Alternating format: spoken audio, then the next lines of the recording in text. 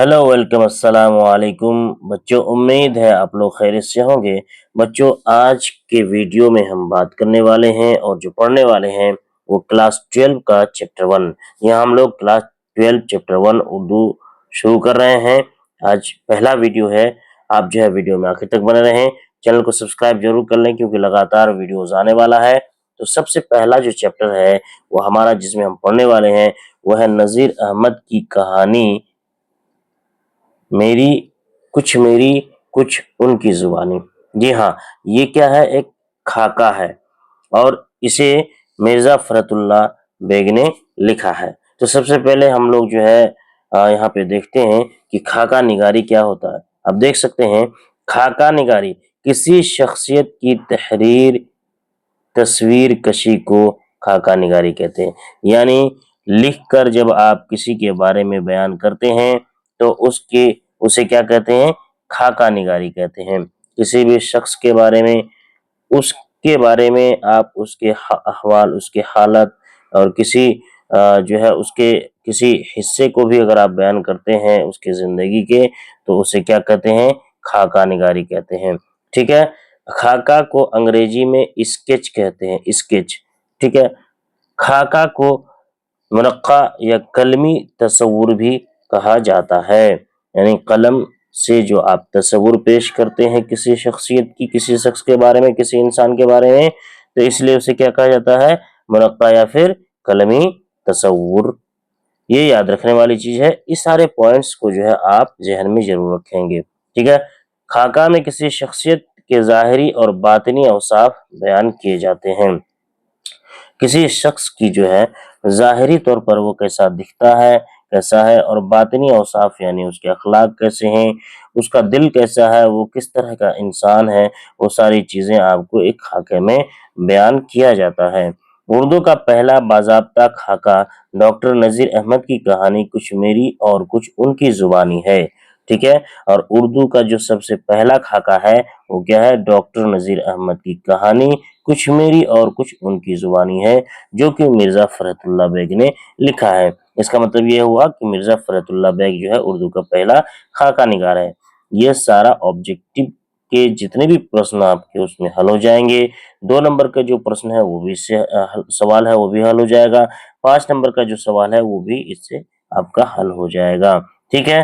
तो चलिए अब हम जो है मुसन्निफ के बारे में जानकारी हासिल कर लेते हैं। जो मुसन्निफ है वो है मिर्जा फरहतुल्लाह बेग, जिन्होंने जिसका असल नाम क्या है, मिर्जा फरहतुल्लाह बेग। वालिद का नाम है मिर्जा हशमतुल्लाह बेग। दादा का नाम है मिर्जा अब्दुल्ला बेग और वालिदा मुशर्रफ जहां। फूफी हसन जहां बेगम है। पैदाइश जो है अगस्त 1885 मोहल्ला चूड़ीवालान में हुई है और वफात 27 अप्रैल 1947 में हैदराबाद में हुई है। ठीक है। मिर्जा फरहतुल्लाह बेग की परवरिश लावलद व बेवा फूफी हसन जहां या बेगम ने किया, या हुस्न जहां बेगम ने किया। तालीम की इब्तिदा सैयद वलीउल्लाह से की। मौलवी कमरुद्दीन ने कलाम पाक पढ़ाया। 1901 ईस्वी में हिंदू कॉलेज में दाखिला लिया और 1903 ईस्वी में इंटरमीडिएट पास किया। यानी कि 1901 में उन्होंने दाखिला लिया, 1903 में इंटर पास किया। सेंट स्टीफेंस कॉलेज से बीए किया। 1908 ईस्वी में हाई कोर्ट में मुतर्जिम मुकर्रर हुए और 1910 ईस्वी में जुडिशियल इम्तिहान पास किया और तरक्की करते हुए 1939 में हाई कोर्ट के इंस्पेक्टिंग अफसर बने और 1942 ईस्वी में ओहदे से शबकुदोश हो गए। यानी वह 1942 ईस्वी में अपने ओहदे से रिटायर कर गए। मिर्जा फरहतुल्लाह बेग की शादी अगस्त 1908 ईस्वी में उनके चचा साजिद बेग की लड़की नसीमा सुल्ताना से हुई। नसीमा सुल्ताना के इंतकाल के बाद उनकी बहन हमीदा सुल्ताना से हुई। उर्दू का पहला बाज़ाब्ता खाका डॉक्टर नज़ीर अहमद की कहानी कुछ मेरी और कुछ उनकी जुबानी पहली मर्तबा अंजुमन तरक्की उर्दू हिंद के रिसाले उर्दू के शुमारा जुलाई 1930-27 ईस्वी में शाये हुआ है। दिल्ली का एक यादगार मुशायरा और फूल वालों की सैर। दिल्ली का एक यादगार मुशायरा और फूल वालों की सैर, ये क्या है, उनकी यादगार तहरीरों में से है। ان کی مرزا فرحت اللہ بیگ کی۔ مرزا فرحت اللہ بیگ کے مضامین فرحت 7 جلدوں میں شائع ہے۔ مضامین فرحت 7 جلدوں میں شائع ہے۔ آپ یہاں دھیان رکھیں گے یہ جو فرحت ہے مرزا فرحت اللہ فرحت سے ہی ہے، اس لیے جب بھی آپ کو اگر کوشچن آئے کہ مضامین فرحت کس کی لکھی ہوئی ہے تو آپ کو یاد اس نام سے جو ہے ذہن میں آ جانا چاہیے کہ مرزا فرحت اللہ نے لکھی ہے، ٹھیک ہے۔ ان کی دیگر کتابوں میں انشاء، دیوان یقین، دیوان نظیر، میری داستاں اور میری شاعری اہم ہے، ٹھیک ہے۔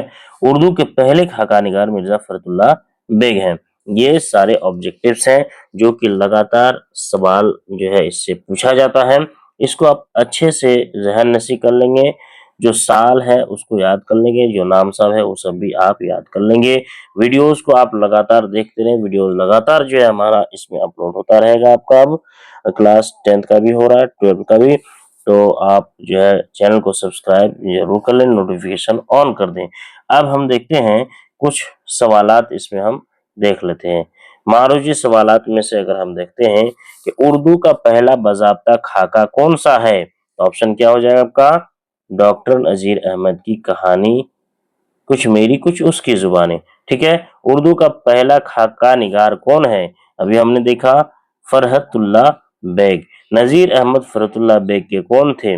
نذیر احمد فرحت اللہ بیگ کے کون تھے؟ یہاں پہ آپشن ہے شاگرد، والد، استاد یا پھر چچا، کون تھے؟ تو یہاں پہ آپ دیکھ سکتے ہیں فرحت اللہ بیگ کے استاد تھے نذیر احمد۔ فرحت اللہ بیگ کے ساتھ جو ہے مدرسے میں کون تھے؟ مسٹر رجا، میاں دانی، مسٹر مبین یا پھر میاں شانی؟ تو اس میں آپشن کیا ہو جائے گا؟ میاں دانی اور فرحت اللہ۔ نذیر احمد کا تعلق کس صنف سے ہے؟ ناول سے، افسانہ سے، خاکہ سے، نظم سے؟ تو صحیح آپشن کیا ہو جائے گا؟ خاکہ سے۔ اس طرح سے یہ سارے آبجیکٹیو آپ کو مل جائے گا، اس کا PDF اگر آپ کو چاہے تو وہ بھی مل جائے گا۔ آپ جو ہے ہمارے جو ٹیلی گرام کا لنک ہے چینل کا، آپ اسے دیکھ لیں، یہ ٹوٹل اس طرح کے آپ کو آبجیکٹیو بھی آپ کو مل جائے گا۔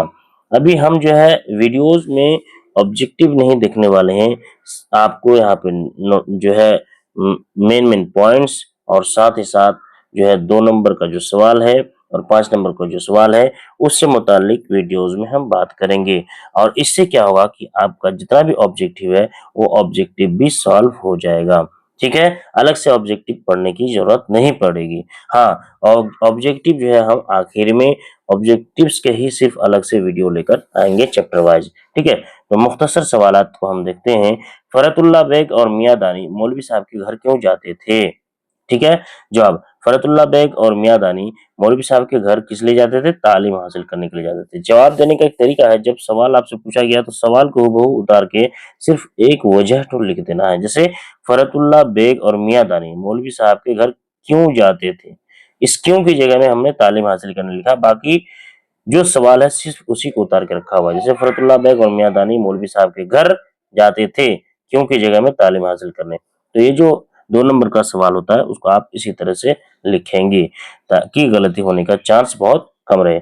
کس عربی شاعر سے متعلق سبق کو پڑھانے کے دوران میاں رضا کی چھٹی ہو گئی؟ ٹھیک ہے، تو عربی شاعر متنبی سے متعلق سبق پڑھانے کے دوران میاں رضا کی چھٹی ہو گئی، ٹھیک ہے۔ فرحت اللہ بیگ شعر خوانی میں کس طرح کی غلطیاں کرتے تھے؟ جب فرحت اللہ بیگ جو ہے شعر پڑھا کرتے تھے جو ہے نذیر احمد کے یہاں جا کر، تو کس طرح کی غلطیاں کرتے تھے؟ فرحت اللہ بیگ شعر خوانی میں اعراب کی غلطیاں کرتے تھے۔ اعراب مطلب زیر زبر پیش، ٹھیک ہے، اس طرح کی غلطیاں کیا کرتے تھے۔ اگلا سوال ہم دیکھتے ہیں کہ میاں دانی شعر پڑھنے میں کیسی غلطیاں کرتے تھے؟ میاں دانی شعر پڑھنے میں اعراب کی غلطی نہیں کرتے تھے لیکن شعر کو نثر کی طرح پڑھتے تھے، ٹھیک ہے۔ فرحت اللہ بیگ اعراب کی غلطی کرتے تھے اور میاں دانی اعراب کی غلطی تو نہیں کرتے تھے لیکن اس کو نثر کی طرح پڑھتے تھے، شعر کو کہانی کی طرح نثر کی طرح ایک طرح سے پڑھتے رہتے تھے۔ اگلا سوال ہے کہ مولوی صاحب کے پڑھانے کا طریقہ کیا تھا؟ مولوی صاحب بڑے سخت تھے، وہ پہلے اپنے شاگرد کے شوق کو آزماتے تھے کہ کیا واقعی میں علم حاصل کرنا چاہتے ہیں یا نہیں۔ اس لیے جو ہے فرحت اللہ بیگ میاں دانی ان لوگوں کو جو ہے بار بار جو ہے منع کر دیتے کہ نہیں یہاں تعلیم حاصل نہیں کر سکتے ہو، چلے جاؤ یہاں سے، لیکن یہ لوگ وہاں سے ٹس سے مس نہیں ہوئے۔ تفصیلی سوالات کو دیکھتے ہیں ایک بار، جو کہ آپ کو 5 نمبر تک کا سوال جو پوچھا جاتا ہے اس میں آپ کو یہ سارے سوالات میں سے آ سکتے ہیں اور آتے ہیں۔ مولوی صاحب اپنے شاگردوں سے کیوں غصہ ہو گئے تھے؟ جواب: مولوی صاحب کے شاگرد پڑھائی میں بہت ساری غلطیاں کرتے تھے۔ مرزا فرحت اللہ اعراب کی غلطیاں کرتا تھا، میاں دانی نظم کو نثر بنا دیتے تھے، یہاں تک کہ مسٹر رجا نے تو اعراب کی غلطیاں تھوڑی بہت کی لیکن نظم کو میاں دانی سے زیادہ نثر بنا دیا۔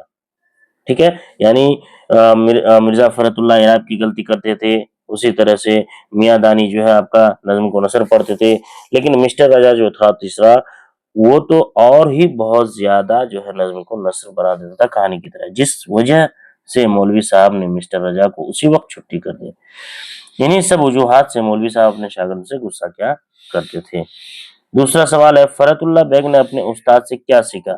فرحت اللہ بیگ نے اپنے استاد نذیر احمد سے بہت کچھ سیکھا، جیسے نظم کو بہتر طریقے سے پڑھنا لکھنا سیکھا، ان سے صبر و آزمائش کے اسباق بھی سیکھے، یعنی صبر کیسے کیا جاتا ہے، کیونکہ مولانا نذیر احمد جو ہے انہیں ہٹا دیتے تھے اور جو ہے انہیں جو ہے منع کر دیتے تھے پڑھنے لکھنے پر، لیکن وہ جو ہے وہاں پر ٹکے رہے اور صبر کیے، اور صبر کا پھل ایسا ہوا کہ آخر پھر جو ہے ان کو جو ہے تعلیم وہاں سے حاصل ہوئی۔ وہ اپنے استاد سے بہت متاثر ہوئے کیونکہ انہوں نے ان کی خصوصیات کو بچشم خود دیکھا تھا، اپنی نظروں سے ان کی خصوصیات کو، مولوی صاحب کی خصوصیات کو دیکھا تھا انہوں نے۔ فرحت اللہ بیگ کی خاکہ نگاری کے بارے میں لکھے۔ فرحت اللہ بیگ ایک بہترین خاکہ نگار ہے، انہوں نے اردو میں باضابطہ خاکہ نگاری کی شروعات کی۔ فرحت اللہ بیگ نے اپنے استاد نذیر احمد سے تعلیم حاصل کرنے کے احوال کو بخوبی خاکہ میں ڈھالا ہے، یعنی نذیر احمد سے انہوں نے کس طرح سے تعلیم حاصل کی اس چیز کو اس خاکہ میں نذیر احمد کی کہانی کچھ میری کچھ ان کی زبانی میں بہت بہترین انداز میں پیش کیا ہے۔ نذیر احمد کی کہانی کچھ ان کی کچھ میری زبانی آپ نے ہی قلم بند کیا ہے۔ تو دوستو یہ تھا نذیر احمد کی کہانی کچھ ان کی کچھ میری زبانی، جو کہ ایک خاکہ ہے اور مرزا فرحت اللہ بیگ نے اسے تحریر کیا ہے۔ اس کا پورا خلاصہ اگر آپ یہاں پہ دیکھیں گے تو پوائنٹ وائز ہم نے بتایا آپ کو سب سے پہلے، ساتھ ہی ساتھ جو 1 نمبر کے جو سوالات یا 2 نمبر کے جو سوالات ہیں اس کو بھی ہم نے بتایا ہے، اور اس کے ساتھ ساتھ 5 نمبر کے سوالات کا بھی ہم نے یہاں پہ جو ہے تذکرہ کیا۔ امید ہے آپ کو یہ ویڈیو پسند آیا ہوگا۔ ویڈیو اگر پسند آیا تو اسے لائک کرے، شیئر کرے، اپنے دوستوں تک بھی اسے پہنچائے تاکہ وہ بھی اس سے استفادہ حاصل کرے۔ اور آپ لوگ اگر چینل کو سبسکرائب نہیں کیا ابھی تک تو آپ دیکھ سکتے ہیں یہ ہمارے چینل کا یہ لوگو ہے، اس طرح سے آپ کو دکھے گا، 10 سفلتا کلاسز، آپ اسے سبسکرائب بھی کر لیں، اور مزید معلوماتی ویڈیوز کے لیے جو ہے آپ ہمارے یوٹیوب چینل کو سبسکرائب کرنے کے ساتھ ساتھ اس میں بنے رہے۔ بہت بہت شکریہ۔